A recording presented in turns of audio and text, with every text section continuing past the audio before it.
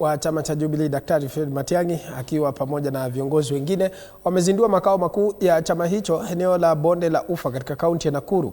Viongozi wa chama cha Jubilee wanatarajiwa baadaye leo kufanya msafara katika jiji kuu la Nairobi. Kwa sasa tuungane naye mwandishi wetu wa habari Mike Chalo atujuze kwa kina zaidi. Mike, kama unanipata kwa njia iliyo safi zaidi, tueleze kwa mapana na marefu.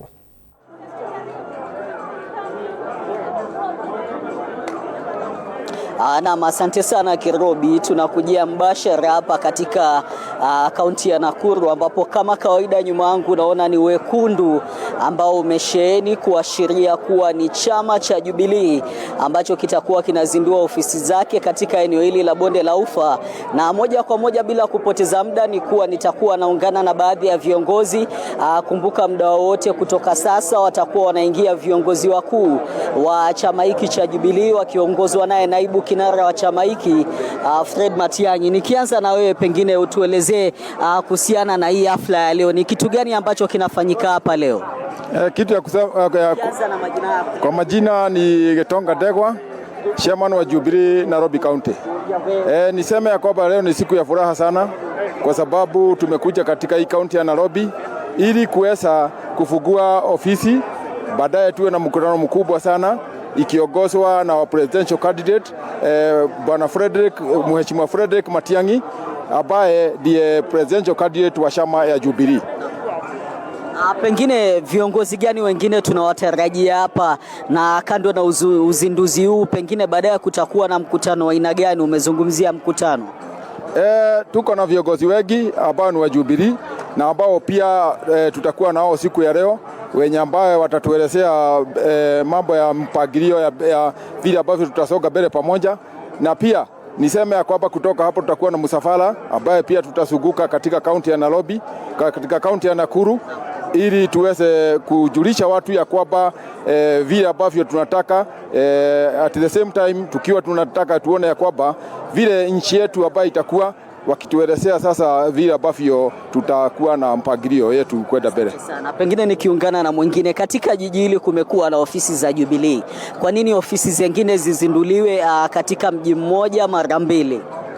Zote tunajua kazi. Kianza na majina. Majina yangu ni Monyi wa Wayaki, mwanasiasa na kiongozi wa kaunti ya Nakuru aliyekuwa anagombea kiti cha ugavana 2022 na pia tuko katika kinyaganyiro 2027. Sababu mwafaka ya kukaribisha chama cha Jubilee katika Nakuru yetu ni kwa sababu tunajua kazi yenye serikali ya Jubilee iliifanyia Kenya kwa miaka 10.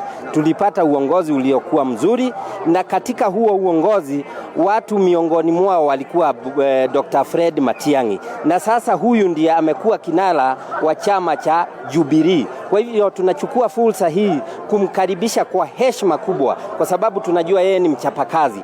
Actually, wakati tulikuwa na maandamano ya watu wa Gen Z wenye walikuwa wanasema nchi yetu haijaongozwa vizuri, walisema mtu mwenye anaweza ongoza vizuri ni Mr. Fix-It. Walimpatia jina Mr. Fix-It.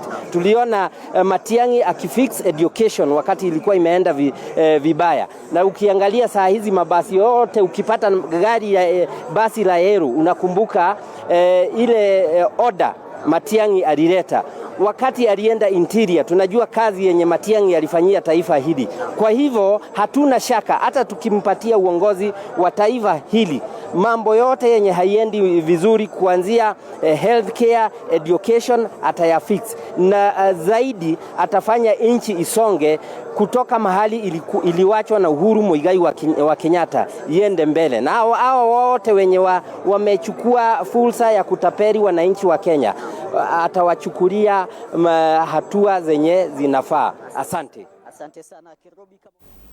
Asante sana. Huyo ni mwandishi wetu wa habari Mike Chalo ambaye amekuwa akifuatilia taarifa hiyo kuhusiana na kuzinduliwa kwa ofisi za chama cha Jubilee, chama ambacho kinara wake alikuwa rais mstaafu Uhuru Kenyatta.